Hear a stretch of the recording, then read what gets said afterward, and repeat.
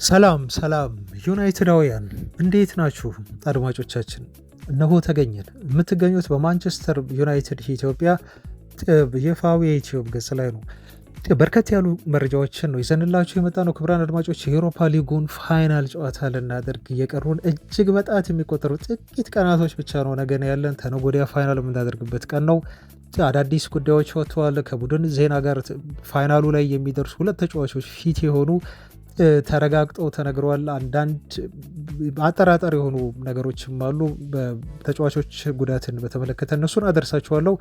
የአውሮፓ ሊጉ ላይ ለዩናይትድ እጅግ ወሳኝና ቁልፍ የሆኑ ተጫዋቾች ማን ናቸው፣ በአጠቃላይ ዩናይትድን እጣ ፋንታ የሚወስኑ የሚሉትን አራት ተጫዋቾችን የኔንም የፐንዲቶች የተናገሩትንም ጨዋታ ቀያሪ የምንላቸውን ልጆቻችንን እናነሳለን። እናንተንም ትነግሩኛላችሁ አድማጮች። ዝውውር ጋር በተያያዘ በጣም በርከት ያሉ መረጃዎች ወጥተዋል አድማጮች። በተለይ ትላንት ትኩረት አድርጌ የማወራላችሁ እስካሁን አላወራንም ስለ ጊዮኬሬዝ፣ ምክንያቱም ያለው ቴንደንሲና አዝማሚያ ብዛት ወደ አርሰናል እያደላ የመጣ ነገር ስለነበረ ነው። አሁን ግን ያ ነገር ትንሽም ቢሆን እየተቀየረ መጥቷል እና 50-50 መስሏል። በተለይ ትላንት ፋብሪዚዮ ሮማኖ የሆነ ነገር ካለ በኋላ ማለት ነው ተጫዋቹም ወደ ዩናይትድ ሊመጣ እንደሚችል ፍንጭ የሰጠበትን አክቲቪቲ አድርጓል። ብዙ ጊዜ ተጫዋቾች ከዝውውር በፊት የሚያሳዩት ምልክት ነው። ምን አደረገ የሚለውን በጊዮኬሬዝ የዩናይትድ ተስፋ ዙሪያ ዛሬ በደንብ ነው የምነግራቸው አድማጮች። ከዛ ውጪ ደግሞ የክለቡ ባለቤት ራትክሊፍ ሰሞኑን ኪሳራ ደርሶባቸው ወደ 6.6 ቢሊዮን ፓውንድ ነው አጠቃላይ ከሰሩ የተባለው። ይሄ ማለት ዩናይትድን የሚገዙበት ገንዘብ ነው አድማጮች። ዩናይትድን ሙሉ ክለቡን የሚጠቀልሉበትን ገንዘብ ከሰሩ ነው የተባለው እና ራትክሊፍ እንዲህ ምስቅልቅል ውስጥ ገብተው ደግሞ ሌላ ስጋት አላቸው ተብሏል። ዩናይትድ ቤት ነው ስጋታቸው። ያ ስጋት ምንድን ነው የምነግራችሁ ነው የሚሆነው። ክቡራን አድማጮቼ ብቻ አብራችሁኝ ስትቆዩ ብዙ መረጃዎችን ከውስጥ ታገኛላችሁ። ሁሌ እንደምለው እጅግ ፍቅር ለሆናችሁ ለምታበረታቱኝ በተለይ ላይክ በማድረግ እና በጣም ቀና የሆነ በጎ የሆነ አስተያየት በመስጠት ከጎኔ ለሆናችሁ ቤተሰቦቼ እጅግ አመሰግናችኋለሁ፣ ወዳችኋለሁ። ለማንኛውም አብራችሁኝ ቆዩ። የዩሮፓ ሊጉ የፍጻሜ ጨዋታ ሊደረግ የቀሩት እጅግ በጣት የሚቆጠሩ ጥቂት ቀናት ናቸው። ከነገ በስቲያ ረቡዕ ምሽት በሳን ማሜስ የአውሮፓ ሊግ ጨዋታ የፍጻሜ ይደረጋል። ይህ ጨዋታ ለማንቸስተር ዩናይትድ ምን ያህል የህልውና ጨዋታ እንደሆነ ታውቁታላችሁ አድማጮች። ከዚህ ጨዋታ በፊት የተሰሙ መረጃዎችን ማድረሳችንን ዛሬም እንቀጥላለን። የተጫዋቾች ከጉዳት መመለስ ዜናን ስናደርሳችሁ ዲያጎ ዳሎ እና ዮሮ ሙሉ ጤነኛ ናቸው አሁን ተብሏል። 100% ተጫዋቾቹ ፊት ናቸው። ስለዚህ በፍጻሜው ጨዋታ የመጫወት የመሰለፍ ዕድል አላቸው። ሐኪሞች ይህን አረጋግጠዋል። አሁን የአሰልጣኙ የመጨረሻ ውሳኔ ነው የሚሆነው ማለት ነው። አሰልጣኙ ፋይናሉ ላይ ይጠቀሟቸዋል አይጠቀሟቸውም የሚለውን አብረን የምናይ ይሆናል። በተለይ የወሮ መመለሱ ከዲያጎ ዳሎ በላይ እጅግ አስደሳች የሚሆን ይመስለኛል። ዲያሎም እጅግ ጠቃሚ የሆነ ተጫዋች እንደሆነ ሁላችንም ሳንዘነጋ ማለት ነው አድማጮች። ሌላው ጉዳት ላይ የነበረው ተጫዋች ደግሞ ማቲያስ ዴሊት ነው። ማቲያስ ዴሊት ምናልባት ከቤንች ላይ ሊቀመጥ እንደሚችል ነው የተነገረው። ጨዋታውን በጀማሪነት ላይ ጨዋታ የሚችልበት ትልቁ ምክንያት ተጫዋቹ ባለፉት ጥቂት ጊዜያት ጨዋታዎችን እያደረገ ስላልነበር የጨዋታ ሪትም ውስጥ አይገባም በሚል ስጋት ነው። ምናልባት ማቲያስ ዴሊት ግን ከቤንች ተነስቶ ጨዋታውን ሊጀምር ወይም ተቀይሮ ሊገባ የሚችልበት እድል እንዳለ ተገልጿል። ዜርኪዚም ፊት ነኝ እያለ ይገኛል። ግን የዜርኪዚ ፋይናሉ ላይ መሰለፍ አሁን አጠራጣሪ ነው አድማጮች። ምክንያቱም ይሄ ተጫዋች ገና አሁን ነው በቅርብ ልምምድ መስራት የጀመረው። በርካታ ጨዋታዎችም ደግሞ አምልጠውታል። ስለዚህ ፋይናሉ ላይ የመሳተፍ እድል ይኖረዋል ተብሎ አይጠበቅም አድማጮች። ዩናይትዶች ግን በፋይናሉ ጨዋታ ላይ የሚለብሱት ማሊያ እንደዚሁ ይፋ ሆኗል እና የተለመደውን ቀይ ማሊያ ቲሸርት ከላይ የሚለብሱ ይሆናል። የሚያደርጉት ቁምጣ ደግሞ ጥቁሩን ቁምጣ እንደሆነ ነው የተገለጸው። እንደዚሁም ጥቁር ካልሲ ከቶተንሃም ጋር ሲጫወቱ አድርገው እንደሚገቡ ነው ከጨዋታው በፊት ይፋ የሆነው። የሁለቱ ቡድኖች ማሊያ ሲገለጽ የተነገረው ቶተንሃሞች በተለመደው ነጭ ሙሉ ማሊያ የሚገቡ መሆኑ እንዲሁ ተረጋግጧል። አሁን ደግሞ ወደ ተለያዩ አስተያየቶች እንለፍ አድማጮች።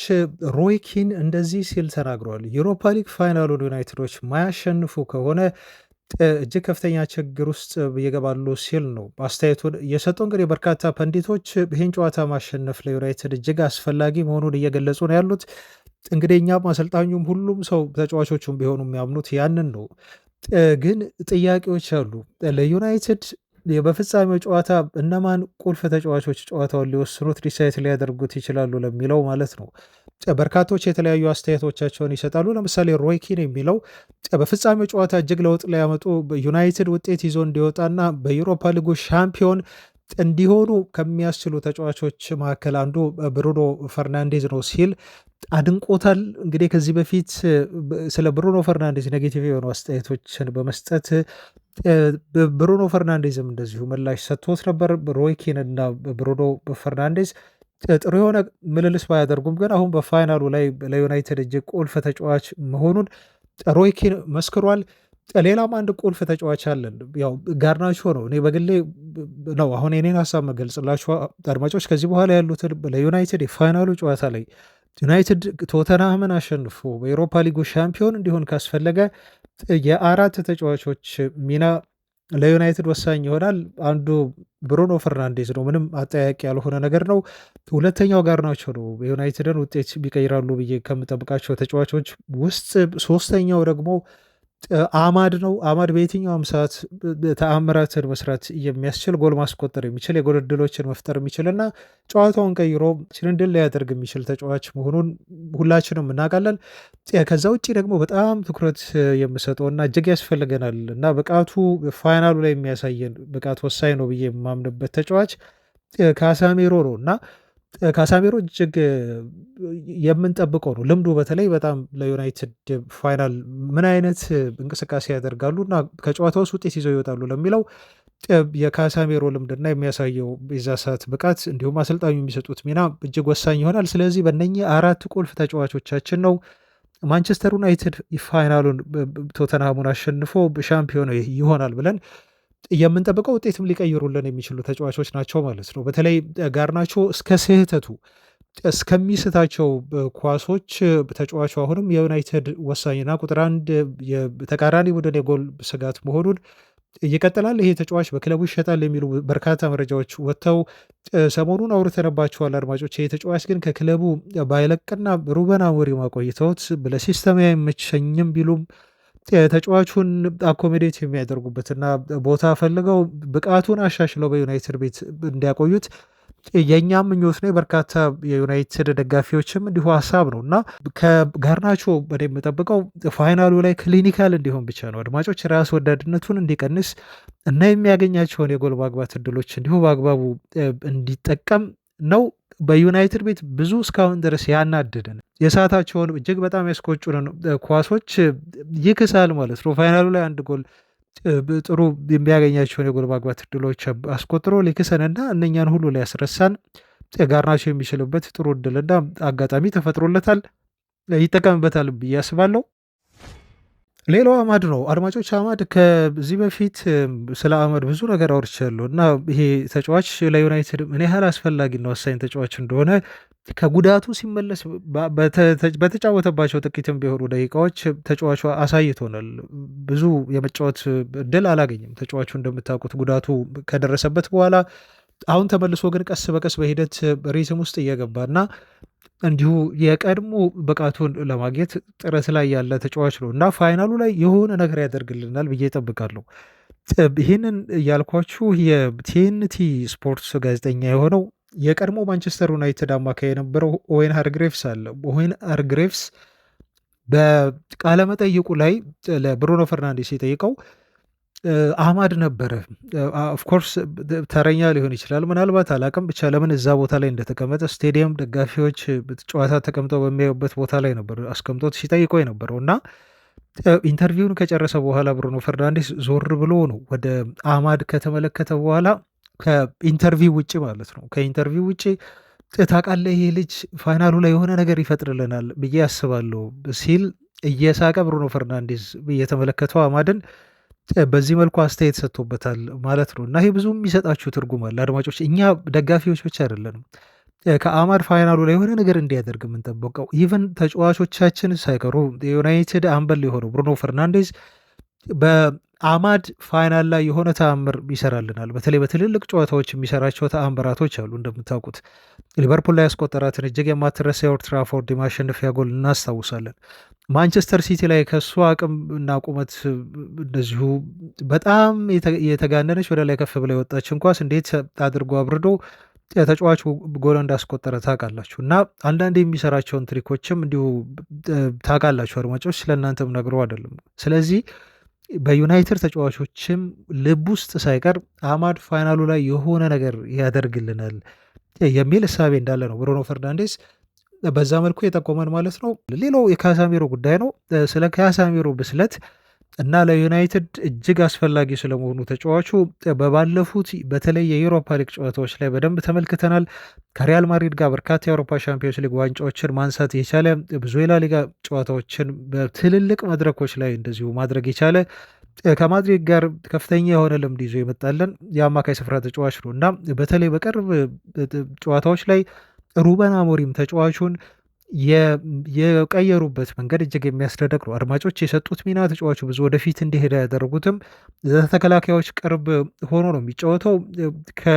ለተከላካዮች ቅርብ ሆኖ ወደኋላ ሆኖ ግን የጨዋታውን ዲክቴት በማድረግ የጨዋታውን ቴምፖ እያየ ተጫዋቹ አስፈላጊ ሲሆን ወደፊት እየሄደ ብዙ ኤሪያዎችን ከቨር እንዲያደርግ እንደ ቀድሞ ጊዜ አይጠበቅበትም ካሳሜሮ አሁን ማለት ነው እና በጣም ሊሚትድ የሆነ ኤሪያ ነው የሚሸፍነው። ያ ደግሞ ከተጫዋቹ እድሜ አንጻር ተጫዋቹ ጉልበቱን እንዲቆጥብ እና ለረጅም ደቂቃ ኢፌክቲቭ ሆኖ እንዲጫወት እያስቻለው እያደረገው ነው የሚገኘው እና ፋይናሉ ላይ ካሳሜሮ ያለውን ልምድ መረጋጋቱን የሚሰጣቸውን በጣም ቁልፍ የሆኑ ፓሶችና ክሮሶችን ለተጫዋቾች በመስጠት የጨዋታውን አጠቃላይ ቴምፖ በመቆጣጠር ለዩናይትድ ድል ከምንጠብቃቸው ቁልፍ 4 ተጫዋቾች መካከል እኔ ካሳሜሮ አንዱ ነው ብዬ ነው በግል ሀሳቤን የምነግራችሁ። ክቡራን አድማጮቻችን እናንተስ የትኛው የማንቸስተር ዩናይትድ ተጫዋች ቁልፍ ነው ለዩናይትድ የዩሮፓ ሊግን እንድናሸንፍ ይረዳናል ብላችሁ ታስባላችሁ? ከዚህ የተለየ ተጫዋቾች የምትሉት ካለ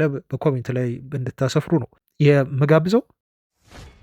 ወደ ዝውውር መረጃዎች ደግሞ አለፍኩኝ አድማጮች። በርከት ያሉ የዝውውር መረጃዎች በተለይ ትላንት ወጥተዋል እና እጅግ የምጠብቋቸው መስማት የምትፈልጓቸው የዝውውር መረጃዎችም አሉኝ። ስለዚህ እነሱን ማድረስ የለቀጥል እናንተም ቪዲዮ ላይክ ማድረጋችሁን አትርሱ። እጅግ የተወደዳችሁ የቻናሌ ቤተሰቦች እንደምታደርጉት በጣም እርግጠኛ ነኝ። ከረሳችሁት ላስታውሳችሁ በሚል ነው እና የኢሚሊያኖ ማርቲኔዝን ዜና ደግሞ ይዤላችሁ መጣሁት። በእርግጥ ፋብሪሶ ሮማኖ ዜናውን ሼር ነው ያደረገው። ሼር ማለት ከራሱ ነው ብዙ ነገሮችን የሚያቀርብልን ፋብሪሶ ሮማኖ በብዛት የዝውውር ዜናዎችን። አንዳንዴ ግን ምንጭ ጠቅሶ ሪፖርት የሚያደርጋቸው ነገሮች አሉ እና እሱ ምንጭ ጠቅሶ ሪፖርት አደረገው ማለት ደግሞ እሱ በሶርሱ እምነት አለው ማለት ስለሆነ ይሄ ዜና እውነትነት በደንብ የመረጋገጡ እድል ሰፊ ነው ማለት ነው። ዲስፖርት ነው የዘገበው። ፋብሪሶ ሮማኖ እምነት ሳይኖረው ደግሞ የነሱን ፖስት ሼር ሊያደርግ አይችልም ማለት ነው። ይሄ ቅራቅንቦን አሰስገሰሱን እሱ ሼር ስለማያደርግ ማለት ነው እና የዩናይትድ አመራር ወይም ሰዎች አሰልጣኝ አሞሪም አንድ ሀሳብ ሲያቀርቡ ብሎክ አድርገውባቸው ነበር።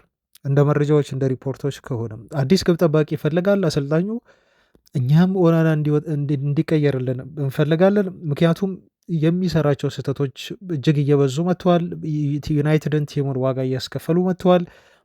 ከሰራቸው ጀብዶች ይልቅ ከመለሳቸው ኳሶች ይልቅ የሚሰራቸው በጣም ሲሌ የሆኑ ስህተቶች ዩናይትድን ዋጋ እያስከፈሉ ያለበት ሁኔታ ነው ያለው። ዩናይትድ የተከላካይ እና የአማካይ ችግር የለበትም አድማጮች፣ በጣም ጥሩ ቦታ ነው ሁለቱ። ያስቸገራን የግብ ጠባቂውና የፊት መስመሩ ጉዳይ ነው እና ትልቁን ልባት የሚፈልግም ቦታ ነው። ዋናው ከቨሩ ማለት ነው እንግዲህ ሆዱ መልካም ሆኖ መሀሉ ደህና ሆኖ ግን ጫፍና ጫፉ ደግሞ የተበላሸ ቲም ነው ማለት ነው ዩናይትድ። ያንን ለማስተካከል ግዴታ ኦናናን ከክለቡ እንዲለቅ ማድረግና ሸጦ ገንዘብ ማግኘት ይገባል። ከኢንተር ሚላን ሲያመጡት ያወጡት ገንዘብ ወደ 50 ሚሊዮን ዩሮ ነው አይደል? ኢንተር ሚላኖች ሁሉ አላመኑም እኮ ነው የተባለው የዛኔ። እነሱ ማግኘት የፈለጉት ግማሽ ያህል ገንዘቡን ነው። ግን ለጥሪ ያህል ያው ዩናይትድ ብዙ ጊዜ ሲመጣ ሀብታም ነው ተብሎ ስለሚታሰብ ክለቦች የሚጨምሩት ነገር አለ በዝውውር እንቅስቃሴ ወይም ሽያጭ ወቅት። ኢንተር ሚላኖች እጥፍ አድርገው ጠየቁ ነው የተባለው ሊጠይቁ ካሰቡት እና ስቲል ሞክር አይነት ነገር ነው እድላቸውን። እንደዛ ሲሉ ነው እንግዲህ ዩናይትዶች በአንድ ጊዜ እነሱ የጠየቁትን ሂሳብ ያለ ያለ አታጋይ የሆነ ድርድር በጣም ያስፈልገናል ብለው አስበው ስለነበር አሰልጣኙም የቀድሞ ዩናይትድ አሰልጣኝ ኤሪክ ቴንሃግ ይምጣልኝ ብለው ክለቡን አጨናንቀው ስለነበረ ነው እንግዲህ በእግር ይጫወታል በሚል ሰበብ ጥላ ጨዋቴ በጣም ወሳኝ ነው ብለው እንዲያስፈርሙ ያስገድዱት ማለት ነው። እና ከመጣ በኋላ ግን በጣም ነገሮች በጥሩ መልኩ እየሄዱለት አይደለም። አሁን በክለቡ ይቆየም ተጫዋቹ ከክለቡ ይልቀቅም፣ ግን በጣም ተፎካካሪ ያስፈልገዋል። አልታይ ባይንደር በቋሚነት መጫወት ይፈልጋል፣ ግን ተጫዋቹ በዩናይትድ ደረጃ የመጫወት ብቃት አለው ወይ ለሚለው ጥርጣሬ አለኝ። ስለዚህ ተጫዋቹ ለቀጣይ ሲዝንም በዩናይትድ ቤት ቤንች ላይ መቀመጥ አይፈልግም። ቶም ሂተንም ክለቡን ይለቃል ተብሎ ተገልጿል። ስለዚህ ዩናይትድ ሌላ አንድ ግብ ጠባቂ ግዴታ ያስፈልገዋል ማለት ነው። ዩናይትድ ሚን ኦናና ቆየም አልቆየም በዩናይትድ ቤት። ስለዚህ ኢሚሊያኖ ማርቲኔዝ በዩናይትድ ቤት ሊመጣ ነው፣ ፍላጎት አሳይተዋል። ዩናይትዶች ከጠየቁት ክለቦች መካከል አንዱ ናቸው ከተባለ ደግሞ ይሄ ተጫዋች ቤንች ሊሆን አይደለም ይመጣው። ይሄን ተጫዋች ካመጡት ካስፈረሙት ከቪላ ኦናናን ይሸጡታል፣ ለሚፈልጉት የሳውዲ ክለቦች ይሸጡታል ማለት ነው። ዊች ኢዝ ጥሩ ዜና ለዩናይትድ። ማርቲኔዝን 32 ዓመቱ ነው። በጥሩ ገንዘብ ይህን ያህል በተጋነነ ገንዘብ አይደለም ተጫዋቹን ሊያስፈርሙ የሚችሉት። በእርግጥ በአስቶን ቪላ ቤት ኮንትራት አለው። ባለፈው የመጨረሻ ጨዋታቸውን ሲያደርጉ ተጫዋቹ ከክለቡ ተሰናብቷል። ደጋፊዎችን በእንባን የተሰናበተው ይህም አስቶን ቪላን እንደሚለቅ በደንብ ያረጋገጠ ክስተት ሆኗል። ማርቲኔዝ አሁን ቀጣይ ክለብ መቀየሩ የሚቀር ጉዳይ አይደለም ማለት ነው። የፋይናንስ ችግር አለባቸው ቪላዎች ተብሎ አንዳንድ ተጫዋቾቻቸውን እንደሚሸጡ ስለተነገረ ይሄንን ካወቁ በኋላ በርካታ ክለቦች ጠየቁት ተባለ። 3 ክለቦች ነው የጠየቁት። ከሳውዲ ጥያቄ የቀረበለት ወዲያው ውድቅ አደረገን የተባለው ምክንያቱም ፍላጎቱ አሁኑ በትልቅ ደረጃ መጫወት ስለሆነ ሌሎች 2 የአውሮፓ ግዙፍ ክለቦችም ጥያቄ ጠረጴዛ ላይ አቅርበውለታል። ከነኛ ውስጥ አንዱ ዩናይትድ ነው፣ ሌላኛው ደግሞ ባርሴሎና ነው ተብሎ ተረጋግጧል ማለት ነው። ስለዚህ በዚህ ተጫዋች የዩናይትድ ዝውውር ዙሪያ ያለው ነገር ይሄን ይመስላል። ሪያል የሆነ እውነተኛ የሆነ የዝውውር ኢንተረስት ፍላጎት አለ። ኢሚሊያኖ ማርቲኔዝ ከአስቶን ቪላ ወደ ማንቸስተር ዩናይትድ መምጣት የሚችልበት እድል ሰፊ ነው ማለት ነው። ቪላን ከወራጅ ቀጠና ተፎካካሪ ይሄ ተጫዋች ከፈረመ በኋላ ወደ አውሮፓ ትልቁ መድረክ ሻምፒዮንስ ሊግ ተፎካካሪ እያደረገ በአርጀንቲና ብሔራዊ ቡድን እጅግ ታላላቅ ስኬቶችን ማስመዝገብ የቻለ አስደናቂ ኮንፊደንስ ያለው ተጫዋች ነው ኢሚሊያኖ ማርቲኔዝ። ዩናይትድ ፓትሪክ ዶርጉን አስፈረመ። ፓትሪክ ዶርጉን ዩናይትድ ከማስፈረሙ በፊት ግን ይህንን አስደናቂ የሆነ ተጫዋች ዩናይትድ በ18 ሚሊዮን ዩሮ ሂሳብ ብቻ ወደ ኦልድ ትራፎርድ ማምጣት ይችል ነበር። ልጁ እጅግ አስገራሚ የሆነ ሲዝን ነው ያሳለፈው። አሁን በእርግጥ ዶርጉ በጣም በዩናይትድ ቤት ስትረግል እያደረገ ነው። የመጀመሪያዎቹ ጨዋታዎች ትንሽ የሆነ ተስፋ ሰጪ ነገር ነበራቸው። የተጫዋቹ ውሳኔ አሰጣጥ ላይ የመጨረሻ ዲሲሽኖቹ ይሄ ፋይናል ሰርዱ ላይ የሚጥላቸው ኳሶች ግን ችግር አለባቸው። በጣም ብዙ ነገር መማር ያለበት ልጅ ነው። ኦፍኮርስ ገና ታዳጊ ነው እድሜው።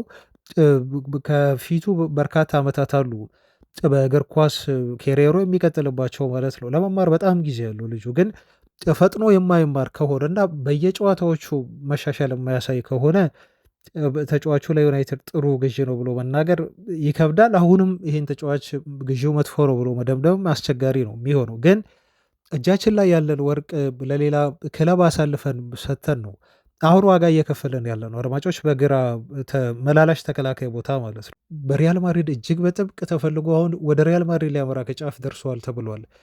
ዩናይትዶች ተጫዋቹን ሲሸጡት ባስገቡት ኮንትራት ቅድመ ኮንትራት የሽያጭ ስምምነት መሰረት ከቤኔፊካ ጋር ሲደራደሩ የሸጡት ተጫዋቹን በ5 ሚሊዮን ፓውንድ ሂሳብ አካባቢ ነው፣ ወይም 6 ሚሊዮን ዩሮ ሂሳብ ነው። ግን ወደፊት የምትሸጡት ከሆነ ከዚህ ተጫዋች ሽያጭ ደግሞ 50 በመቶ ትሰጡናላችሁ ሲሉ ተስማምተዋል። የዩናይትድ አመራሮች ከዚህ በፊት የማያደርጉት አይነት በጣም አሁን እያደረጉት ያለውና እየጠቀማቸው ያለ አይነት አንቀጽ ነው። በግሪንውድ ይሄን አድርገውታል። በሳንቾ ላይ ይሄን ነገር ፈጽመዋል። በሌሎችም ተጫዋቾች ላይ አሁን በሚሸጧቸው ወደፊት ተጫዋቾች ላይ ይሄን ነገር እያደረጉ ነው የሚሄዱት። በጣም ብልጥ ሆነዋል ማለት ነው። ዊች ኢዝ ጉድ ለዩናይትድ። ይሄ ተጫዋች አሁን ከቤኔፊካ እንደሚያስፈርሙት በርካታ የሚታመኑ የዜና ምንጮች እየዘገቡ እየገለጹ ነው ያሉት። ወደዛ ማምራቱም አይቀርም። አሁን ይህን ዜና እየሰራውላችሁ ባለሁበት ሰዓት እንኳን ተጫዋቹ ወደ ማድሪድ ለመሄድ እጅግ በጣም እንደተቃረበ በግሉ እንደተስማማ ሪፖርቶች ጠቁመዋል። 50 ሚሊዮን ዩሮ ነው የሚከፍሉት ለተጫዋቹ ዝውውር ማለት ነው። 50 ሚሊዮን ዩሮ ከፈሉ ማለት ደግሞ ዩናይትዶች ቢያንስ ከተጫዋቹ ዝውውር እስከ 20 ሚሊዮን ዩሮ ድረስ ያገኛሉ ተብሎ ነው እየተገለጸ ያለው። ይህም ለዩናይትድ ቀጣይ ክረምት የዝውውር የቡድን ግንባታ የዝውውር ወጪ የሆነ ነገር ሊሸፍንላቸው እንደሚችል ነው እየተገለጸ የሚገኘው እና ተጫዋቹ ወደ ማንቸስተር ዩናይትድ መምጣት የሚፈልጉ ከሆነ ተመልሰው የሚያመጡበት እድል ዩናይትዶች ነበራቸው፣ ግን ይህን እድል አምልጧቸዋል ተብሏል። ምክንያቱም ዶርጉን አምጥተዋል። አሁን በዛ ቦታ ላይ ሌላ ተጨማሪ ገንዘብ የሚያወጡበት አቅም ዩናይትዶች የላቸውም። ቅድሚያ የሚሰጡትም ትኩረት የሚሰጡትም ቦታ አይደለም። የፊት መስመሩ ነው ቅድሚያ የሚሰጡት ተብሎ ተነግሯል። በፊት መስመር የዝውውር እንቅስቃሴያቸውም ላይ ዜና ያደርሳቸዋሉ አድማጮች። ይሄ ተጫዋች ስፔናዊ ነው። ማድሪድ ትልቅ ቲም ነው። ስለዚህ ማድሪድ ጥሪ ካቀረበ ደግሞ የትኛውም ተጫዋች ወደ ማድሪድ የመሄድ ፍላጎት አለው። አሁን ላይ ተጫዋቹ ወደ ዩናይትድ የውል ማፍረሻ አሚን የመልሶ መግዣ አማራጩን ተጠቅመው ሊያስፈርሙ ጥረት ቢያደርጉም ወደ ኦልድ ትራፎርድ የመሄድ ፍላጎቱ ግን አሁን ውስጡ አይደለም ተብሏል ተጫዋቹ። ምክንያቱም ወደ ማድሪድ ልቡ ሸፍቷል፣ ጨርሷል። ወደዛም እንደሚሄድ ነው የሚጠበቀው ማለት ነው። በጣም ያስገረመኝ መረጃ ግን የኤሪክ ቴን ሃግ ስህተት ነው እና ይህን ተጫዋች በዩናይትድ አቆይተው እድል መስጠት ሲችሉ ኦፍኮርስ እንደ ጋርናቾ እና ሜኑን የመሳሰሉ ተጫዋቾችን ከዩናይትድ አካዳሚ ቡድን አምጥተው አሳይተውናል፣ እድል ሰጥተው በዛ አመሰግናቸዋለሁ። ግን ትልቅ ስህተት ደግሞ ሰርተዋል ማለት ነው። ከትላልቅ የዝውውር ስህተቶች እና ደግሞ ትናንሽ ብለናቸው ግን አሁን እጅግ ትልቅ ዋጋ ካስከፈሉን ስህተቶች አንዱ ይሄን ተጫዋች በዩናይትድ ቤት በደንብ እድል ሰጥቶ አለማየታቸው ተጫዋቹን መሸጣቸው ነው ብዬ ነው እኔም ወስደው ማለት ነው። ምክንያቱም አሰልጣኙ ቀጥታ ትዕዛዝ ሰጥተው ነው ይህን ተጫዋች ሽጡና በገንዘብ አንጡልኝ አይነት ነገር ብለው ነው ያው በማትረባ ገንዘብ ተጫዋቹን ለቤኔፊካ የሰጡት ማለት ነው። በ2020 ሰመር ላይ ነበር ወደ ዩናይትድ የመጣው ማርክ ጁራዶ ከባርሴሎና 3 ታዳጊዎችን ያን ያስፈርሙ ዩናይትዶች ጁራዶን ከባርሴሎና፣ አልቫሮ ፈርናንዴዝን እንዲሁ ከሪያል ማድሪድ እና አሌሃንድሮ ጋርናቾን ከአትሌቲኮ ማድሪድ ያስፈረሙበት አመት ነበረ 2020 ክረምት የዝውውር መስኮት ማለት ነው። ጋርናቾ አሁን ለዩናይትድ ሀብት ነው በሉት። ይሄ ፈርናንዴዝም እንዲሁ ለዩናይትድ ሌላ ሀብት ይዞ ሊመጣ የተቃረበ ተጫዋች ሆኗል። ወደ አጥቂ መስመር የዝውውር መረጃዎች ደግሞ እናምራና ትላንት እጅግ ለየት ያለ መረጃ ነው የወጣው። እሱን መረጃ እንመለስበታለን። ዋናው መረጃችን ነው ግን የሆይለንድ እና የዘርኪዚ ከክለቡ ለሽያጭ መቅረብ ዜና መውጣቱ ትንሽ ለየት ያለብኝ ነገር ሆኗል። አሁን የሆይለንድን መሸጥ የምጠብቀው ነው። እኔ ተስፋ ቆርጫለሁ በግሌ፣ የክለቡ አመራሮችም ተስፋ ቆርጠዋል ሲል ዘግቧል። በርካታ ጋዜጦች ነው ይሄን የዘገቡት። ሰሞኑን ያወሩት አድማጮች ሰምታችኋል ብዬ አስባለሁ። አሁን በሆይላንድ ላይ ሁላችንም ተስፋችን ተሟጧል። የቼልሲ ጨዋታ በዩናይትድ ቤት ተጫዋቹ ቢቆይም ለቀጣይ ዓመት ምንም መሻሻል መለወጥ የማይችል ተጫዋች መሆኑን ያረጋገጠ ሆኗል። እንደውም በሚሰራቸው አንዳንድ ስህተቶች መሳቂያ ሆኗል። ልጁ ሞክ እየተደረገም ነው። ይሄ ከአፕሎቹ ጋር ተያይዞ ጨዋታው እንዲቋረጥ ያደረገበት መንገድ፣ ጨዋታው ላይ የነበረው ደግሞ ደካማ የሆነ እንቅስቃሴ፣ ብሩኖ ፈርናንዴዝ በሆነ ወቅት የራሱ ተጫዋቾች ላይ ኤክስፕሬሽን ሲያደርግ ብሩኖን ብዙ ጊዜ ታዝበነው አናውቅም አይደል?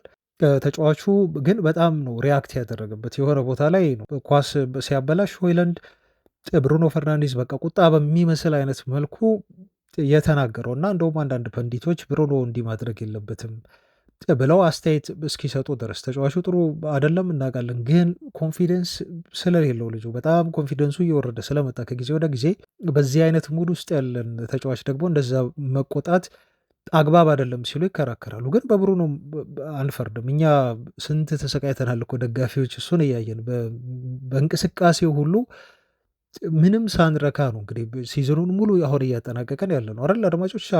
አሞሪም እኮ ለምንድን ነው ይህን ተጫዋች በቃ የወሰዱትን ሁሉ መጥፎ የተባለውን እርምጃ ወስደው ፊት ላይ የማይቀይሩት ሌላ የአጥቂ ባህር ያለው ተጫዋች አምጥተው እዛ ቦታ ላይ ቢሞክሩ ወይንም ያለ አጥቂ ቢጫወቱ ብለን ሁሉ እኮ ተመኘን። ምንም ጥቅሙ ስላልታየን በዩናይትድ ማለት ግን አሞሪም በየሳምንቱ ያሰልፉት ምናልባት ታጋይ ስለሆነ ይሆናል። ልክ እንደ ግላዲያተር ትግሉን ይወዷል። ሚኒንግለስ የሆነ ትግል ማለት ነው። እና ብሩኖ ፈርናንዴዝ ያን ቁጣ ሲያሰማ ሲያደርስበት ተጫዋቹ ላይ የአመቱን በሙሉ አጠራቅሞ ነው። ብሩኖ በጣም ታግሶታል ብዬ ነው የማስበው እና አመቱን ሙሉ ያሳያውን እንቅስቃሴ ግን በዛ ቁጣው ጥሩ እንዳልነበረ ገልጾለታል ማለት ነው። ጥሩ ነው ብዬ አሁን እየደገፍኩት ብሩኖ ፈርናንዴዝን አይደለም። ግን ዋናው ቁም ነገሩ ምንድነው አድማጮቼ? አሁን በሆይላንድ በቅቶናል፣ ቡድኑም በቅቶታል፣ አመራሮቹም በቅቷቸዋል። አሁን ተጫዋቹ የሚለቅበት እድል በጣም ሰፊ ነው ማለት ነው። በርካታ ክለቦች ምስጋና ይግባቸውና ዩናይትድን በር እያንኳኩ ነው። ፖቴንሻል አለው እኮ ፕሬዠሩን ነው አሁን በዩናይትድ ቤት ያልቻለው ልጁ እና ይበልጥ ሲተች ይበልጥ ብዙ ነገር ሲወራበት ሞክ ሲደረግ ተጫዋቹ ጭራሽ እየተዝናናበት ነው እና የሚገኘው ሆይላንድ አሁን አመነ። በቃ ተጫዋቹ ኮምፕሊትሊ ራሱን መቀየር እንደማይችል መሻሻል እንደማይችል እያመነ ነው የሚመስለው እና አክሰፕት አድርጎታል ሁሉንም ነገር። ስለዚህ ሌሎች ክለቦች ደግሞ ዩናይትድን በር እያንኳኩ ስለሆነ ወደ ፌነርባቼ ተብሏል። ጆዜ ሞሪኖ ይፈልጉታል፣ ጥያቄ ለማቅረብ ተዘጋጅተዋል ተብሏል። የውሰትና እንዲሁም በቋሚ ውል የማስፈረም ከጣሊያን በርካታ ክለቦች አሉ። ጁቬንቱስ ይፈልገዋል ተብሏል። የኢንተር ሚላን ጉዳይም እንዲሁ እየተነሳ ነው። በተለይ ኢንተር ሚላን ዜርኪዚንም ጨምሮ ነው በውሰት አስፈርሞ እንዲሁ በቋሚነት በኋላ ላይ ውሉን ኮንትራቱን ቀይሮ ለማዛወር ተጫዋቹን ጥያቄ ያቀረበ የተባለው። ስለዚህ ሁለቱ ተጫዋቾቻችን ፈላጊ አላጡም። በዘርኪዚ ጉዳይ ለምን ቲሙ ሊሸጠው እንዳሰበን እየገባኝ አይደለም። አሁን ሰሞኑን የሰማሁት ይሄ መረጃ ነው። ዘርኪዚ ምን ያህል የተሻሻለ ተጫዋች እንደሆነ ለዩናይትድ በጣም ቁልፍና ወሳኝ ተጫዋች ሊሆን እንደሚችል በተለይ ዩናይትድ የአጥቂ ባህር ያላቸውን ተጫዋቾች የሚያመጡ ከሆነና በደንብ የሚያግዙት ከሆነ በሱ ዙሪያ ሌሎች ጥሩ ኳሊቲዎች ያሏቸው አጥቂዎች የሚመጡ ከሆነ ዘርኪዚ በዩናይትድ አመራሮች ሊሸጥ አይገባም።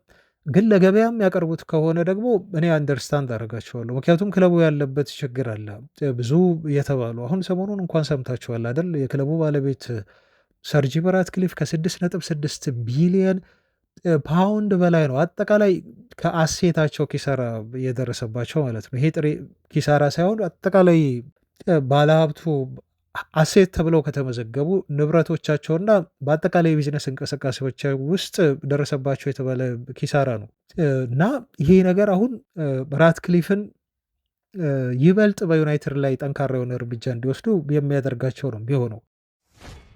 ተጫዋቾችን መስዋዕት ሊያደርጉ ይችላሉ። ከዚህ በፊትም ስንል እንደነበረው እነ ጋርናቾን ለምሳሌ እነ ዜርኪዚን አይነት ለገበያ አቅርበው ብዙ ፈላጊ ያላቸውን ተጫዋቾች ክለቦችን እንዲወስዱት ሊያደርጉ ይችላሉ።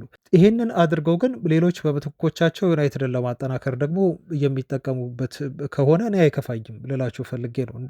ግዴታ ዘርኪዚን ዩናይትዶች ሸጠው ተጫዋች የማያመጡ ከሆነ ግን ከፍተኛ የሆነ ችግር እንደሚሆን ደግሞ እረዳለሁ ማለት ነው። ግን ዘርኪዚን ሸጠው ሆይለንድን ሸጠው ደግሞ ይሄ እንደምንጠብቀው በጣም ድሪም የሆኑ ሳይኒንጎች ዩናይትድ ቢያደርግ ለምሳሌ ጊዮኬሬዝ እና ዴላፕን ወይንም ደግሞ ኦስሜሄድ እና ዴላፕን በኋላ ዜና ደርሳቸዋለሁ። የጊዮኬሬስ መረጃ ነው ቀጥታ ያለኝ አድማጮች እና እንደዚህ አይነት በጣም ድሪም የሆኑ ጊዮኬሬስ ዴላፕና ለምሳሌ ኩኒያን አይነት ተጫዋቾች ቢያስፈርሙ እነኚህ ተጫዋቾች ሸጠው አይከፋኝም እውነት ለመናገር አድማጮች። እና የዩናይትድ ባለስልጣናት አሁን ኮስተር ያለ እርምጃ በክለቡ የዝውውር መስኮት ላይ ሊወስዱ እንደሚችሉ እና ዘርኪዚ ሌላው በዩናይትድ ሊስት ውስጥ ያለ ሊሸጡ ከሚችሉ ተጫዋቾች መካከል አንዱ እንደሆነ እየተገለጸ ነው ያለው። የሆይላንድ ጉዳይ በቅቷቸዋል ነው የተባሉ። በአጠቃላይ የቲሙ የአሰልጣኞች ቡድን አባላት በሙሉ ከዚህ በኋላ ተጫዋቹ በዩናይትድ ቤት ተሻሽሎ ራሱን ያሳያል ብለው አያስቡም። ስለዚህ ሆይላንድ ይለቃል። ትላንት ብሬክ በተደረገው ዜና ደግሞ አሁን ወደዛ ብንለፍና አድማጮች የፋብሪሶ ሮማኖ ሪፖርት ነው ስለ ጊዮኬሬዝ ነው አሁንም ማወራችሁ። ጥሩ ፖዘቲቭ የሆነ ነገር ከፋብሪሶ ሰምተናል እና ይሄ ያለው ቫይቭ አሁን በጊዮኬሬዝ ጉዳይ ጥሩ የሆነ መጥቷል እና ዩናይትድ ስቲል በተጫዋቹ ዝውውር ላይ ራሱን አስገብቶ እንዳለ ነው ከትላንት ሪፖርቶች መረዳት የቻልኩት። ፋብሪሶ ሮማኖን በአንደበቱ ያረጋገጠልን ይሄንን ነው እና አድማጮች አሁን እስከ ትላንት ድረስ ጊዮኬሬዝ ወደ ዩናይትድ ይመጣል ብላችሁ ብጠይቁኝ የምመልስላችሁ ምላሽ በፍጹም የማይታሰብ ነገር ነው ብዬ ነው ምላችሁ። ይሄን የምልበት ምክንያት ደግሞ ሁለት ነው። አንደኛ ዩናይትድ ስቲል እስካሁን ድረስ የአውሮፓ ሻምፒዮንስ ሊግ ተሳትፎን አላረጋገጠም። ሁለተኛ ደግሞ የተጫዋቹ አጠቃላይ የመሸጫ ፓኬጅ በጣም ውድ ነው። 100 ሚሊዮን ዩሮ ነው ሊጠይቁ ይችላሉ ተብሎ ሲነገር የነበረው ማለት ነው። እና አንድ ይህን ነገር ነው ፋብሪሶ ትላንት ያቀለለልን። ከውስጥ አገኘሁ ባለው መረጃ መሰረት ስፖርቲንግ ሊዝበን እና ጊዮኬሬዝ ይሄ ጄንትልሜንስ አግሪመንት የሚሉት አለ ፈረንጆች። ሁለት ፓርቲዎች በራሳቸው በውስጥ የሚስማሙት ስምምነት ነው። ያን ኤክስክሉሲቭ የሆነ መረጃ ነው ፋብሪሶ አገኘው ያለን እና ጊዮኬሬዝን ለማስፈረም 65 ሚሊዮን ዩሮ ብቻ በቂ ነው ሲል ፋብሪሶ ሮማኖ ገለጸ። ስፖርቲንጎች ይህን ገንዘብ የሚያቀርብላቸው ክለብ ከተገኘ ተጫዋቹን እንደሚለቁት ተስማምተዋል በውስጥ። ስለዚህ ምንም የሚያደርጉት ነገር የለም፣ ምንም አማራጭ የላቸውም ተጫዋቹን ከመሸጥ በስተቀር ማለት ነው፣ ይሄ ገንዘብ ከቀረበላቸው። ለጊዮኬሬዝ ይህንን ገንዘብ አይደለም ማንቸስተር ዩናይትድ ይቅርና ሌሎች በጣም ይሄ እነ ኤቨርተን የምንላቸው ቲሞች እንደ በርንመዝ የምንላቸው ቲሞች ከፍሎ ተጫዋቹን ማስፈረም ይችላሉ፣ አቅሙ አላቸው ማለት ነው። ብዙ የተጋነነ የሚባል ገንዘብ አይደለም። ድሮ ነበር እኮ የሚጋነነው ይሄ 100 ሚሊዮን ዩሮ 50 ሚሊዮን ዩሮ እያለን በጣም አስቸጋሪና ትልቅ ገንዘብ ነው የምንለው ለሲቲ ለዩናይትድ አይነት ቲሞች ነው ድሮ። አሁን ግን እንደ በርንመዝ ራሱ ፎረስት ራሱ ይህን ገንዘብ ማውጣት ይችላል። አስቶን ቪላ ይህን ገንዘብ ማውጣት ይችላል። ስለዚህ 65 ሚሊዮን ዩሮ ከቀረበላቸው ስፖርቲንጎች የመሸጥ ግዴታ ውስጥ የሚገቡ ከሆነ ኤግዛክትሊ ማንቸስተር ዩናይትድ በዚህ ተጫዋች ዝውውር ላይ ፉክክር ላይ የሚሸሽበት የሚወጣበት ምክንያት የለም ማለት ነው። አድማጮች ከተጫዋቹ ጋር የሚስማማው ነገር ካልሆነ በስተቀር ይሄ ደሞዝ ጥያቄው ከፍተኛ ሆኖ በዝውውሩ ራሱን ያገላል ዩናይትድ ተብሎ እስካልተነገረ በስተቀር ግን በዚህ ተጫዋች ፉክክር ላይ ዩናይትድ አሁንም አለ አልወጣም ማለት ነው። ከ65 ሚሊዮን ዩሮ ሪፖርቱ በኋላ ፋብሪሶ ሮማኖ ዩናይትድ እና አርሰናል ስትሮንግ የሆነ ኢንተረስት ያላቸው ክለቦች ናቸው ብሎ ገልጾልናል። ሌሎችም ይፈልጉት እኮ ብዙ ክለቦች አሉ። ቼልሲ ይፈልገዋል ተጫዋቹን፣ ግን መዳረሻው ሊሆን የሚችለው ሁለት ነው አድማጮች። አሁን እርግጠኛ ሆኜ ወደ አርሰናል ያደላ ነው ብለው ሪፖርት ቢያደርጉም ጋዜጦች ተጫዋቹ ወደ አርሰናል ነው የሚሄደው፣ ወደ ዩናይትድ የመምጣት እድሉ በጣም ጠባብ ነው ብዬ አሁን በዚህ ሰዓት በተለይ ልነግራችሁ አልችልም አድማጮች። ለምንድን ነው ይሄንም አልነግራችሁ? አንደኛ በአሞሪም ምክንያት አሞሪምና ጊዮኬሬዝ ያላቸው እጅግ ቅርብ የሆነ ግንኙነት እና ሁለቱም እርስ በርስ ሲሞጋገሱ የነበረበት ሁኔታ ስላለ ልክ አሞሪም የዩናይትድን ስራ ተቀብለው ወደ ማንቸስተር ዩናይትድ ሲዛወሩ መልካም ከተመኙላቸው ሰዎች መካከል አንዱ ራሱ ጊዮኬሬዝ ስለሆነ ስለ አሞሪም የስፖርቲንግ ሊዝበንን የለቀቁበትን መንገድና ሁኔታ እረዳለሁ ሲል ተጫዋቹ የተናገረበት ሁኔታ። ምክንያቱም ማንቸስተር ዩናይትድ ነው ጥያቄ ያቀረበላቸው። ማንቸስተር ዩናይትድ በጣም ትልቅ የዓለማችን ክለብ ነው። ይህንን ጥያቄ መቀበላቸው ደግሞ አሞሪም ባይለቁ በጣም ደስ ይለኛል። ለዚህ ሁሉ ነገር ያደረሱኝ አሞሪም ናቸው። ብዙ ነገር ከአሞሪም ተምሬያለሁ። አሁን ያለሁበት ደረጃ አሁን ያለሁበት ብቃት እንዳሳይ ካደረጉኝ ሰዎች መካከል አንዱ አሞሪም ነው ብሎ ነው ትልቅ የሆነ ምስጋና ለአሞሪም የሚሰጠው ልጁ። እና አሞሪም ዩናይትድ የሄዱት ዩናይትድ በህይወት ዘመን አንድ ጊዜ የሚመጣ ጥያቄ ስለሆነ ነው እና ያንን አንደርስታንድ አደርጋለሁ ብሎ ጊዮኬሬዝ የገለጸበት መንገድ።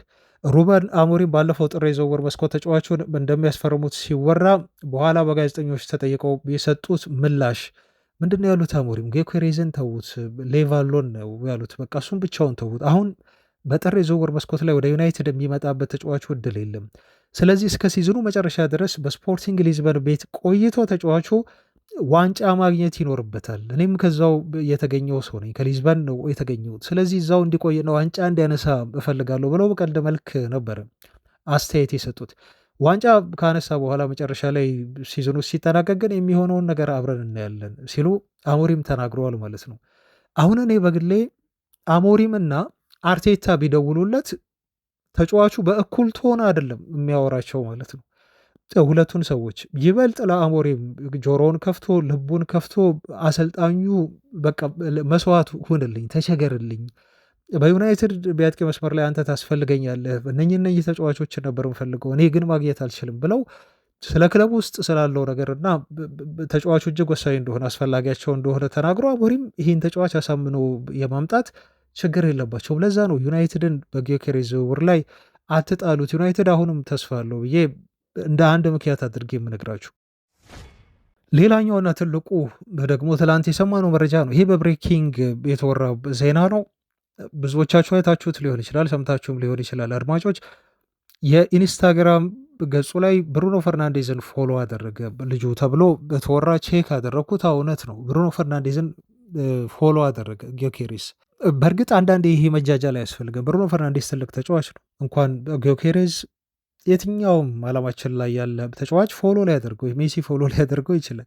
ምክንያቱም ብሩኖ ፈርናንዴዝ ሱፐርስታር ነው በዚህ ሰዓት በተለይ ማለት ነው። ብዙ አድናቂዎች አሉት። ተጫዋቹ ተጽዕኖ ፈጣሪ ነው። ስፖርቲንግ ሊዝበን ደግሞ ተጫውቶ ያደገ ልጅ ነው። ከዛው ነው የመጣው ተጫዋቹ። ስለዚህ ብሩኖ ፈርናንዴዝ አሁንን ለምን ተከተለው ነው ጥያቄ እኔ እንጂ ጊዮኬሬስ ፎሎ ማድረጉ አይደለም። ግን አሁን በዚህ ሰዓት የዝውውር ነገሮች ብዙ እየተወሩ ባለበት ሰዓት ለምንድን ነው ጊዮኬሬስ አሁን ፎሎ ያደርገው እስካሁን ድረስ ፎሎ ሳያደርገው ተቀምጦ የሚለው ነው ትንሽ ሂት የሚያደርገኝ ታይሚንጉ ነው። ይሄ እንደ ጥሩ ፍንጭ ከወሰዳችሁት እንደ ጥሩ ፍንጭ ውሰዱት። ተጫዋቹ በእርግጥ ብሩኖ ፈርናንዴዝ ብዙ ፎሎ የሚያደርጋቸዋሉ ወደ 590 ምናምን ሰዎችን ፎሎ ያደርጋል። ኢንስታግራሙን ቼክ ስታደርጉ ፎሎ ከሚያደርጋቸው ሰዎች መካከል ትላልቆቹ ደግሞ ያው ፋብሪዚዮ ሮማኖ አንዱ ነው። እሱን ፎሎ ያደርጋል። ብሩኖን አድርጎታል። ሊንደሎፍን ደግሞ አድርጓል። ያው ሊንደሎፍ ስዊድናዊ ስለሆነ በብሔራዊ ቡድን ምክንያት ነው የሚሆነው እና ይሄ መረጃ ትላንት በሰፊው መወራቱ እንደ ፍንጭ ልትወስዱት ትችላላችሁ፣ ግን ማረጋገጫም አይደለም። የሆነ ሲሊ የሆነ መረጃ ይመስላል፣ ግን የሚናቅ መረጃ ደግሞ አይደለም ማለት ነው። ይሄን እንደ ተጫዋቹ የዩናይትድ ዝውውርን ፈልጎ ወደ ዩናይትድ ሊመጣ ፍንጭ የሰጠበት ነገር ሊሆን ይችላል። እኔ የምረዳው ከብሩኖ ፈርናንዴዝ ጋር በዚህ ጉዳይ ላይ ተወያይተው አውርተው ሊሆን ይችላል። ስፖርቲንግ ኮንታክት አለ። ይሄ ለስፖርቲንግ የመጫወት አይነት ኮንታክት አላቸው ሁለቱ ሰዎች። ወይ ኮንግራጁሌሽን ብሎት ሊሆን ይችላል። ብሩኖ በጣም ስማርት ተጫዋች ነው በነገራችሁ ላይ እና የፖርቹጋሊ ሊግ ካሸነፉ በኋላ እንኳን ደስ ያለ አይነት መልእክት አስቀምጦለትም ሊሆን ይችላል ማለት ነው እና በዛ ምክንያት ፎሎ ተደራርገው ሊሆን ይችላል። ለዩናይትድ ግን ይሄ ጥሩ ዜና ነው የሚሆነው ማለት ነው። አሞሪምም እንኳን ደስ ያለ ሳይሉት አይቀሩም መቼስ ዝም ብለን ስንገምት እኛ እንደ ዘሰን ባንሆንም ግን የሆነ ውስጣችን ስሜታችን የሚነግረን ነገር አለ። አድማጮች ብዙ ኳስ ከማየታችን ረዥም ጊዜ ምክንያት እና ብዙ ይሄ ዝውውርና አንዳንድ ጉዳዮችን ከመከታተላችን አንጻር በደንብ ብሩኖ የሊዝበን ሰው በመሆኑ ይሄ ሊዝበናዊ በመሆኑ አሞሪምም በተመሳሳይ ቀድሞ እዛ ተጫውተው አሰልጥነው ምናምን ያሳልፉ ስለሆነ በጣም ኮንታክቱ ስትሮንግ ነው እና በደንብ እንደሚያወሩ የሆነ ነገር እንዳለ በሶስቱ ተጫዋቾች መካከል ይህን እኔ የትኛውም ጋዜጣ ዘግቦ አይደለም እንዲሁ ውስጤ ስሜቴ የሚነግረኝ ነገር ነው እና የመሆን እድሉም በጣም ሰፊ ነው ማለት ነው ይሄ ነገር እና ይሄ ነገር ወደ ዩናይትድ ተጫዋቹን እንዲሳብ ሊያደርገው ይችላል እና ፍንጮቹም ጥሩ ናቸው ለማለት ነው። ነገር ግን የመጨረሻ በዚህ ተጫዋች ዙሪያ ደግሞ ተስፋችሁን በጣም ሀይ እንዳታደርጉት ወደ ዩናይትድ ለመምጣቱ ትልቁን ድርሻ ሊወጣ የሚችለው የጊዮኬሬዝ ጉዳይ የረቧ ፍጻሜ ጨዋታ ነች እና ዩናይትድ ምናልባት በፍጻሜው ጨዋታ አሸንፎ ወደ አውሮፓ ሻምፒዮንስ ሊግ የሚገባ ከሆነ ይበልጥ ይሄ ወደ ማንቸስተር ዩናይትድ ከአርሰናል ይልቅ እንዲመጣ ሊያደርገው የሚችል ጉዳይ ነው። ለዩናይትድ ይበልጥ ፓወር የሚሰጥና ዝውውሩ ይበልጥ እውን እንዲሆን ያለምንም ችግር ዩናይትድ ተጫዋች ሸጦ ምናምን ብላ እያለ ሌላ ነገር ውስጥ ሌላ ታሪክ ውስጥ ሳንገባ ዩናይትድ ከሚያገኘው የአውሮፓ ሻምፒዮንስ ሊግ ገቢ ብቻ ተጫዋቹን የማስፈርም ከሻምፒዮንስ ሊግ ብቻ እኮ አይደለም በነገራችሁ ላይ እስከ ፋይናል በመድረሱ ብቻ ዩናይትድ እኮ በጣም ጥሩ ገንዘብ አግኝቷል። ከ30 እስከ 40 ሚሊዮን ዩሮ ነው ዩናይትድ እስከ ፋይናል በመድረሱ ብቻ በኤሮፓ ሊጉ ላይ አሁን ያገኙ በዚህ ሲዝን ፋይናሉን የሚያሸንፉ ከሆነ ወደ 14 ሚሊዮን ዩሮ መሰለኝ የሚያገኙት። ፋይናሊስት በመሆናቸው ብቻም እንደዚሁ የተሰጠ ሽልማት አለ። አይ ቲንክ 5 ሚሊዮን ዩሮ ምናምን አካባቢ ማለት ነው። ፋይናል ሲያሸንፉ ደግሞ የሚሰጣቸው ገንዘብ አለ። ፕላስ የአውሮፓ ሻምፒዮንስ ሊጉ ደግሞ ይጠብቃቸዋል። የሚያሸንፉ ከሆነ እንደዛ ነው የምንጠብቀው እኛ የሚያሸንፋሉ ብለን እና ለዛ ነው የጊዮኬሬዝ ወይንም ደግሞ የኦስሜን የዩናይትድ ዝውውር በሉት በከፍተኛ ደረጃ ዲፔንድ የሚያደርገው የዩሮፓ ሊጉ ሻምፒዮን መሆናችን እና ሻምፒዮንስ ሊግ ላይ መግባታችን ነው ማለት ነው። እና ይህችን ጉዳይ ያስምሩበት። ዩናይትድ እየከበደው ይሄዳል። ዩሮፓ ሊጉን የሚያጣ ከሆነ ጊዮኬሬዝን አሳምኖ አንደኛ ፋይናንሽያሊ ሊያሳምነው ተጫዋቹን ይከብዳል። 200,000 ፓውንድ ነው በሳምንት ይፈልጋል የተባለው ቀላል አይደለም። ይሄ ደሞዝ ከአርሰናል ጋር ተነጋገረበት የተባለው ደሞዝ ነው። ወደ ዩናይትድ የሚመጣ ከሆነ ተመሳሳይ ጥያቄ ነው ተጫዋቹ ሊያቀርብ የሚችለው ማለት ነው። ከእንደገና የዝውውሩ አጠቃላይ ፓኬጅ ደግሞ ራድክሊፍን የሚያቀውስ ነው የሚሆነው በጣም ከፍተኛ ስለሚሆንባቸው የሻምፒዮንስ ሊግ ተሳትፏችን ኢኮኖሚካሊም ለተጫዋቹ ኮንፊደንስ ይሰጠናል። ከእንደገና ደግሞ ተጫዋቹንም ለማሳመን አውሮፓ ሻምፒዮንስ ሊግ አለን ብለን ከአርሰናል ይልቅ መርጦ እንዲመጣ ለማድረግ ያስችለናል ካለው ኮኔክሽን አንፃር ቅድም ከነገርኳችሁ ነገሮች አንፃር ለማለት ነው። በመጨረሻም አድማጮች ትላንት የወጡ በአጠር ያሉ የክለቡን አንዳንድ ሪፖርቶች፣ መረጃዎች ላደረሳችሁና የአሞሪም ሁኔታ በዩናይትድ ቤት ቆይታቸው እጅግ አጠያያቂ እየሆነ መጥተዋል። አሁን አጠያያቂ የሆነበት ምክንያት አድማጮች ክለቡ በመጣ ችግር ምክንያት አይደለም። ክለቡ የረቡዕን ምሽት ፍጻሜ ጨዋታ ቢሸነፉ እንኳን ለአሰልጣኙ ድጋፍ ለመስጠት በክለቡ እንዲቆዩ ከወዲሁ ወስነው ነው እየተንቀሳቀሱ የሚገኙት እና አሰልጣኙን የማሰናበት ምንም አይነት ፍላጎት የላቸውም። ይሄ ትላንት በደንብ በስፋት ተነግሯል፣ የተረጋገጠ ጉዳይ ነው። አሁን ትልቁ ችግር የሆነው ሩበን አሞሪም ልብ ውስጥ ያለችው ነገር ምንድን ነች? ከባለፈው ኮሜንት በኋላ ነገሮችን ማናስተካክል ከሆነና ከአቅማችን በላይ የሚሆን ከሆነ ገለል ማለት አለብን ብለው የተናገሯት ንግግር በራትክሊፍ አመለካከት ትንሽ ጥርጣሬ እንዲኖራቸው ሆኗል ተብሎ ተገልጿል። ምንድነው ራትክሊፍ ያሰቡት? ምናልባት እኛ አሰልጣኝ እኛም ሳናሰናብታቸው የስንብት ደብዳቤ ሳንጽፍ እንደሌላው አሰልጣኝ ምናልባት አሞሪም በጣም ሆነስት ናቸው ታውቃላችሁ። በዚህ ጉዳይ ሁሉ ተጠይቀዋል። በግልጽ ነገሮችን ስለሚናገሩ ተጫዋቾቹ ላይ ችግር አያመጣም ወይ ተብለው ሁሉ ለዩናይትዱ የተከላካይ መስመር ተጫዋች ጥያቄ እስኪቀርብለት ድረስ ማለት ነው። ይሄ የሞሮኮው ናዝራዊ ማለት ነው። እና አይ ምንም እንደውም ግልጽነታቸውን ወድጀዋለሁ፣ እኔም ፐርሰናሊ እንደዚህ ነኝ፣ እንደዚህ ሲሆን ነው አሰልጣኝ ደስ የሚለኝ ብሎ አስተያየት ሰጥቷል። እና የአሰልጣኙ በጣም ከልክ ያለፈ ግልጸኝነት እና በዛ በሚዲያ በኩል እንደዚህ ፍንጭ መስጠታቸው በጋዜጣዊ መግለጫቸው ወቅት ምናልባት ይህ ሰውዬ ይህ አሰልጣኝ ሲዝኑ እንደተጠናቀቀ ምርር ብሎት በዩናይትድ ቤት ስላለው ነገር ስላሉት ችግሮች ወደፊትም ስለሚገጥሙት ቻሌንጆች አስበው ምናልባት አይበቃኝ ለዩናይትድ ስራ በመጠን ሰው እኔ አይደለሁም እና ከአቅሜ በላይ ነው ማንቸስተር ዩናይትድን ፊክስ ማድረግ ቡድኑን መገንባት ለእኔ ከአቅም በላይ ነው ብሎ እንዳይወስንና ራሱ ወካዌ አድርጎ አሰልጣኙ እንዳይወጣ ስጋት አላቸው ራትክሊፍ ተብሎ ተነገረ ማለት ነው አድማጮች። እና ዘሰን የተባለው ጋዜጣ ነው ያወጣው። እንግዲህ ዘሰን ትንሽ ቅርበት ያለው ይመስለኛል ራትክሊፍን በተመለከተ፣ ምክንያቱም እንግሊዛዊ ናቸው። ኤክስክሉሲቭ ብሎ ነው በብሬኪንግ ዜናውን ይዞልን የወጣው እና ራትክሊፍ ትንሽ እየተጠራጠሩ ነው የሚገኙት እና አሰልጣኙ ዩሮፓ ሊጉን እንኳን አሸንፈው በቀጣይ ዓመት በቃኝ በዩናይትድ ቤት አልቀጥልም ብለው እንዳይለቁ ይሄንም ያደርጉ ከሆነ አሁን ራትክሊፍ እንደሰጉት አሰልጣኙ ይሄንም ያደርጉ ከሆነ ደግሞ እኔ በዩናይትድ ቤት ሌላ ትልቅ ችግር እንዳለ እና ነገሮች ይበልጥ ሜስ እንደሚሆኑ ከዛም በላይ ነገሮች በጣም ሜስ ሊያደርጉ እንደሚችሉ ነው እኔ በግሌ የምገምተው። አሞሪም ግን ያደርጉታል ብዬ አላስብም። ኮንፊደንስ ያለው አሰልጣኝ ነው። ድጋፍ ብቻ የሚፈልግ ይመስለኛል። ሊለቅ የሚችለው ምናልባት ዩናይትድን እንደዛ ራትክሊፍ እንደሰጉት ሊለቅ የሚችልበት ብቸኛው ምክንያት ቀጣይ ሲዝን ላይ አመራሮቹ በቂ የምፈልገውን አይነት ድጋፍ አይሰጡኝም ብሎ ካሰበና ከተማመነ እርግጠኛ ከሆነ ብቻ አሞሪም ምናልባት ያን ውሳኔ ሊወስን ይችላል። ምክንያቱም እንደዚህ መታሸት አሞሪም እንዲመሰቃየት አይፈልግም። ኮርስ ዩናይትድን በማሰልጠኑ በጣም ደስተኛ ነው ያስታውቃል። ግን አሁን ዩናይትድ በመምጣቱ ደግሞ በጣም ዩናይትድ ስትረስ አድርጎታል። ይህንንም አውቃለሁ። ኦፍኮርስ በስቃይ ውስጥም ደግሞ የተገኙ አንዳንድ ደስታዎች፣ ድሎች አሉ። ያለ ዩናይትድ ያለውን ፓሽን ፍቅርም የሚጨምርለት ነው አሰልጣኙ። ግን አሰልጣኙ ውስጡን ነው የሚያውቀው። አስተያየቱ በጣም ክፍት ነው።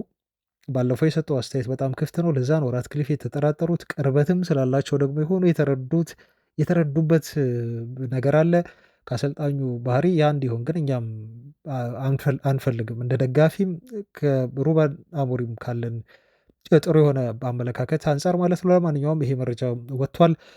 ክቡራን አድማጮች ለዛሬ የያዝኩላችሁ መረጃዎች እነኝን ይመስላሉ። ነገ ደግሞ በተለያዩ ዜናዎች ዛሬም ያላደረስናችሁ በርካታ መረጃዎች አሉ። እነኛን አዳዲስ ጉዳዮችን እንደዚሁ ጨምረን የምናደርሳችሁ ይሆናል። እስከዛው ሰላም ሁኑ። ባባይ